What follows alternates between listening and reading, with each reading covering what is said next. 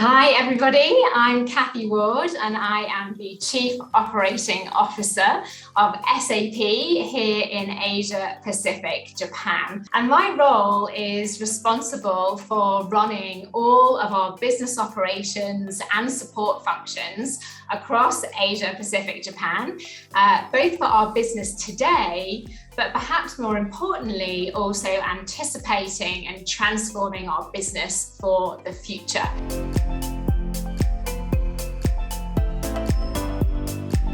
We're going through SAP's largest global transformation in the history of SAP, where we're shifting our business model towards a subscription-based business and empowering Asia's sustainable future. So it's a really exciting time to be in our organization.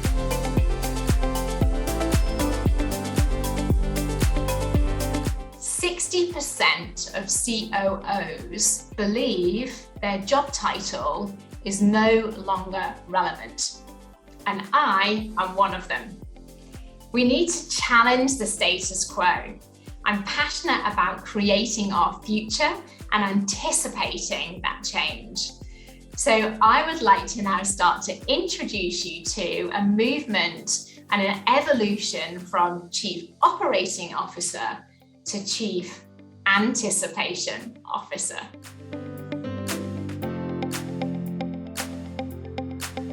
The post-COVID 20s, I believe, is not going to be about going back to normal.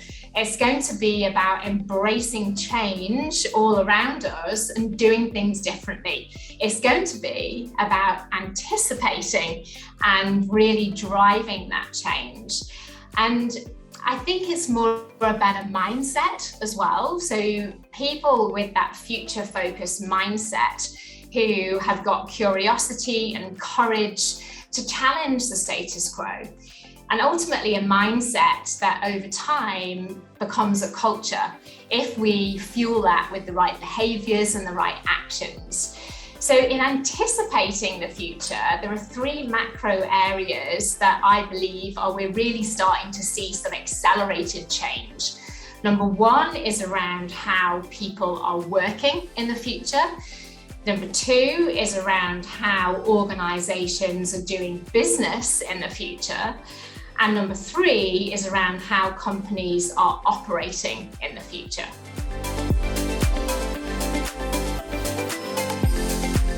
Yeah, so let's look at the future of work and how people are working differently. And this is where I'd like to introduce you to the concept of the three NEs.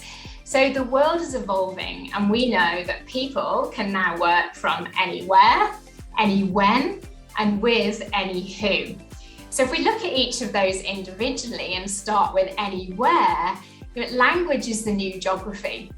If people can work anywhere, then they can choose, depending on the work that needs to get done, where they want to work and the purpose of that over the presence at an office. If we then look at any when, gone are the 9 to 5 days. I think in the technology industry that I'm used to working in, that's been, flexible working has been prevalent for several years. But think about the disruption to some of the other industries that the pandemic's caused. Learning and education being one, how we engage with customers, how we now work across our traditional boundaries and break down silos. And then any who is all about really now the war for talent and this access to a global network of talent. We can work now and crowdsource the right skills at the right time to drive the right outcomes. And it's thinking about what are the skills that we need to build our future leadership and our future workforce? How do we attract, retain, and develop those skills for the future?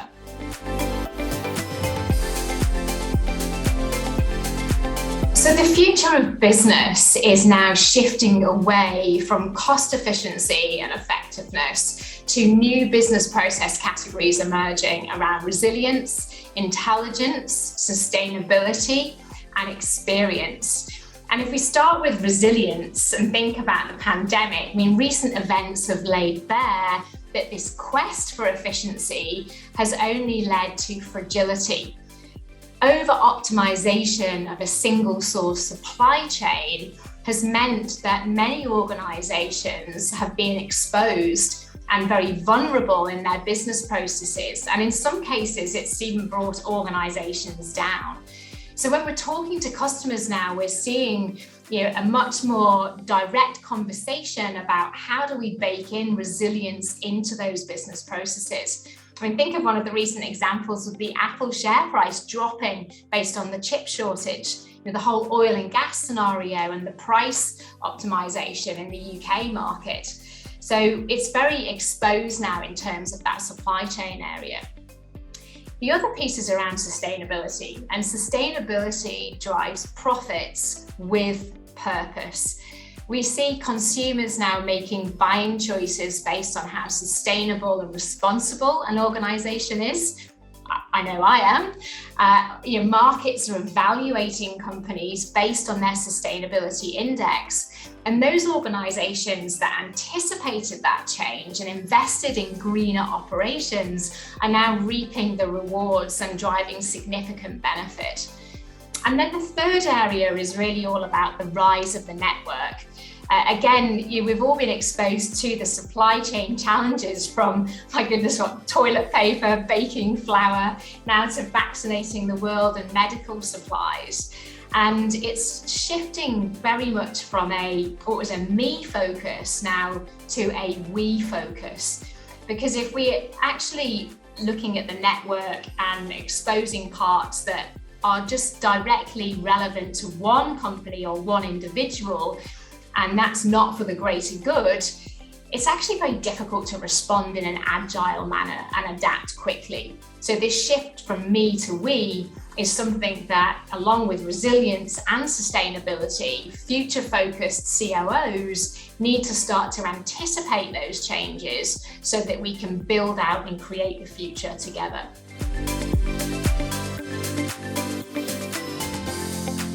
The future of operations is infused with intelligence. Intelligent operations, which is closely connected to the foundation of the CXO community, the intelligent organization.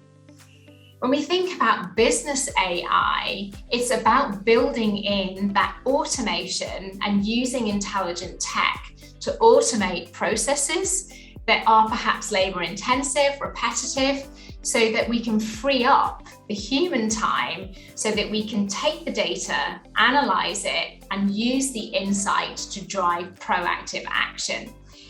In SAP, we believe intelligent tech isn't about replacing human skills, it's about teaming up with the machine to better utilize our judgment skills, our creative skills, and be able to build our business operations for the future. Now, a great example of where we've done this is we've brought machine learning into our forecasting processes. I know many of you will spend many hours on sales forecasting, but over the last 12 months, we've now taken that, and the machine is now more predictable than our manual forecasting process. So it's saving many, many hours of time, which frees us up to be able to create our future of operations.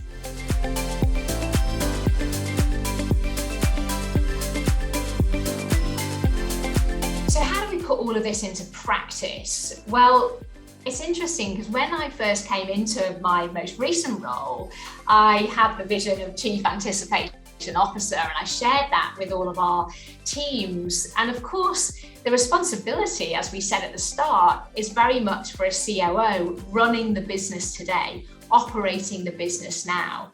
And a lot of organizations and a lot of people spend the majority of their time running the business. But if that's all we do, then we're not thinking about the future and how we transform and ultimately how we disrupt. So it really plays out into a framework of how do we look at where our baseline is, and then how do we start to free up time to transform and disrupt. So running is really about removing the roadblocks and the barriers now and simplification. Transforming is about transforming and changing and challenging status quo for our near-term future. And disruption is obviously completely reimagining business processes and business models to get that competitive advantage.